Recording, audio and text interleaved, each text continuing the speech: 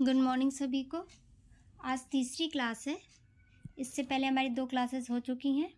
उसमें हम कला के बारे में, प्रागैतिहासिक काल के बारे में और उत्तर प्रदेश के प्रमुख कला केंद्र के बारे में पढ़ चुके हैं। उन वीडियोस को देखने के लिए आप हमारे चैनल के प्लेलिस्ट में जाके देख सकते हैं। आज हम मध्य प्रदेश के प्रमुख कला केंद्र के बारे में पढ़ेंगे। इसके बाद हमारे ये पहले टॉपिक समाप्त हो जाएगा। उसके बाद हम एक रिवीजन क्लास रखेंगे और फिर उसके बाद इस टॉपिक से प्रीवियस ईयर में आए हुए क्वेश्चन और जो क्वेश्चन आने की संभावना है उसको सॉल्व करेंगे। तो आइए शुरू करते हैं। मध्य प्रदेश के प्रमुख क्षेत्र पंचमढ़ी।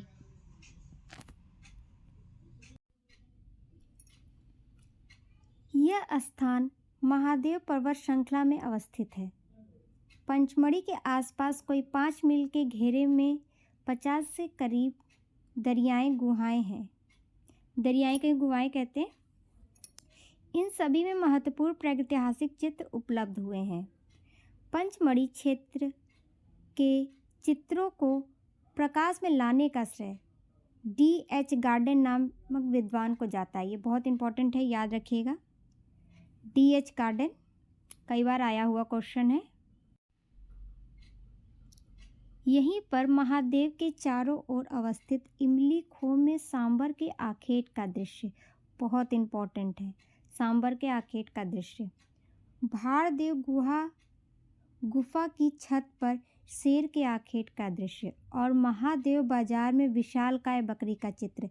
विशालकाय बकरी का चित्र बहुत इम्पोर्टेंट है, प्राप्त हुआ है, तो ये देख लीजिएगा।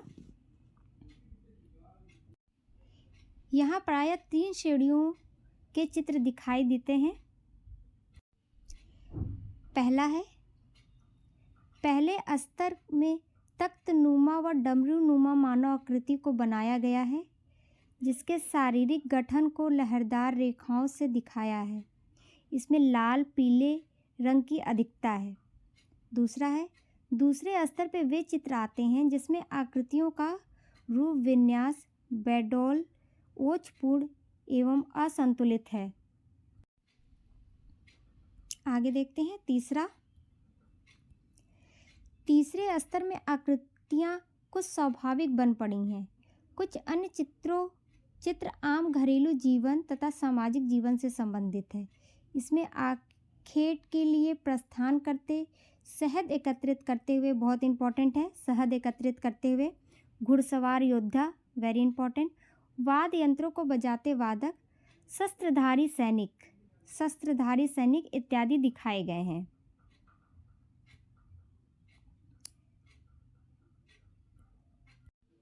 यहाँ हमारा पंचमढ़ी कंप्लीट होता है। अब आते हैं भीमबेटका पे। भीमबेटका नाम से ही क्लियर है कि भीम के बैठने का स्थान। महाभारत काल में भीम यहाँ बैठे थे, इसीलिए इसका नाम भीमबेटका पड़ा है। भोपाल से 60 किमी दूरी पर स्थित है। ये क्वेश्चन आया हुआ है कि भीमबेटका भोपाल से कितनी किलोमीटर की दूरी पर स्थित है। खोजकर्ता भी बहुत इंपॉर्टेंट है। 1958 में प्रोफेसर विष्णुधर वाडेटकर ने किया था। बहुत इंपॉर्टेंट है, ध्यान रखिएगा। यहाँ गुफाओं की संख्या 600 है और 275 गुफाओं के चित्र प्राप्त हुए हैं। ये क्वेश्चन भी आया हुआ है कि भीमबेटका में कुल कितनी गुफाएं मिली हैं और कुल कितनी गुफाओं में चित्र प्राप्त हुए हैं। ये ध्यान रखिएगा, ये बहुत इंपॉर्टेंट है।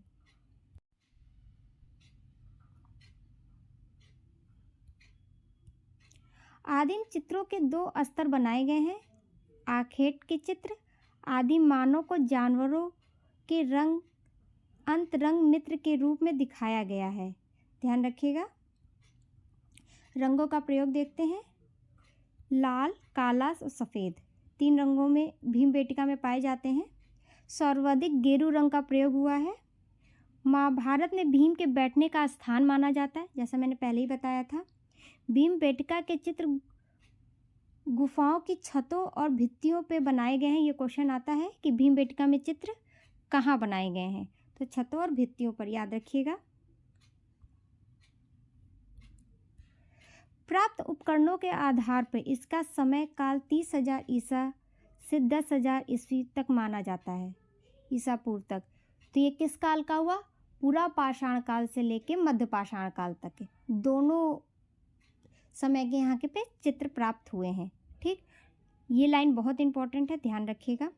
डॉक्टर वीरेंद्र नाथ मिश्र का एक सचित्र लेख है भीमबेटका की गुफाओं का रहस्य। ये बहुत इंपॉर्टेंट है, भीमबेटका की गुफाओं का रहस्य।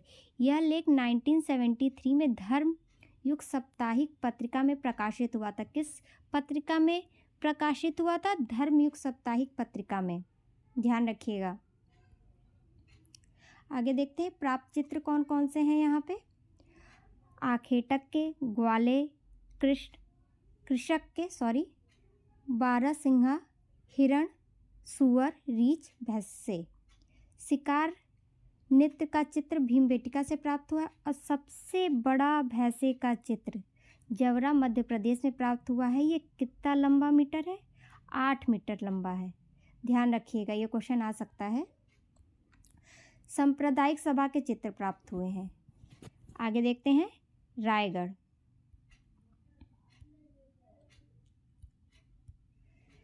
सिंघमपुर रायगढ़ छत्तीसगढ़ के चावरथल पर्वत पर माट नदी के किनारे स्थित है, याद रखिएगा, इंपॉर्टेंट है। 1910 में डब्ल्यू एंडरसन ने खोज की थी।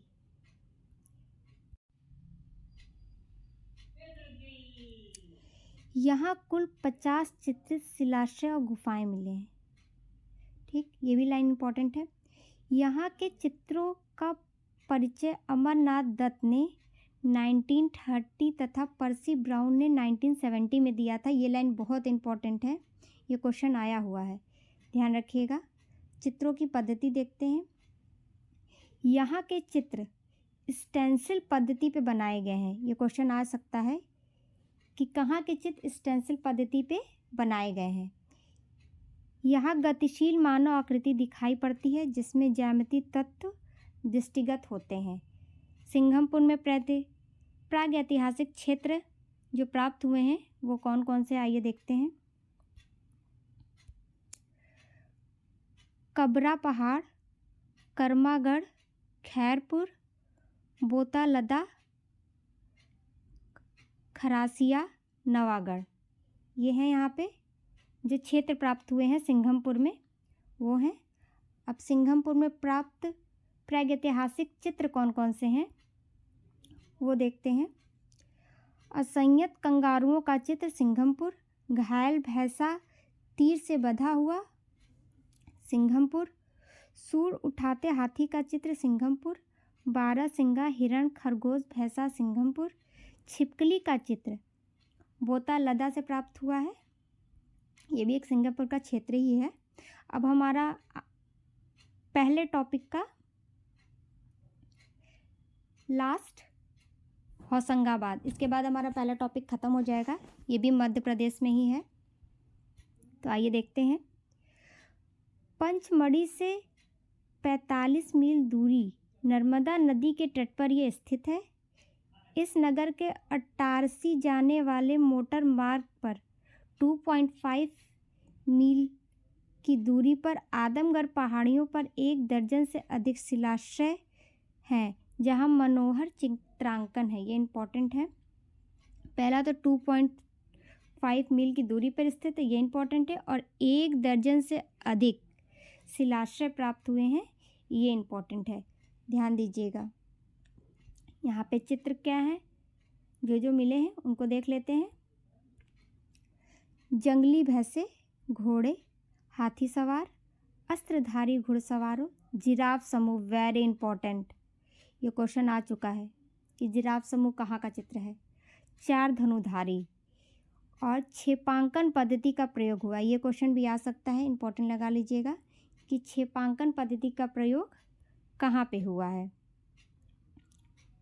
तो यहाँ पे हमारा पहला टॉपिक समाप्त होता है। हमारा पहला टॉपिक है भारत के प्रागैतिहासिक कला केंद्र, उसमें हमने मिर्ज़ापुर, भीमबेटका, रायगढ़, बांदा, पंचमढ़ी, होशंगाबाद सब देख लिया है। तो हमारा पहला टॉपिक समाप्त हो चुका है। अब हम नेक्स्ट टॉपिक में रिवीजन क्लास रखेंगे पूरा कि आप आराम से जितनी चीज़ें हैं सब एक बार देख लें, और उसके बाद हम लोग अभ्यास प्रश्न करेंगे उसके नेक्स्ट वीडियो में। तो मिलते हैं आपसे नेक्स्ट वीडियो में, तब तक के लिए थैंक यू।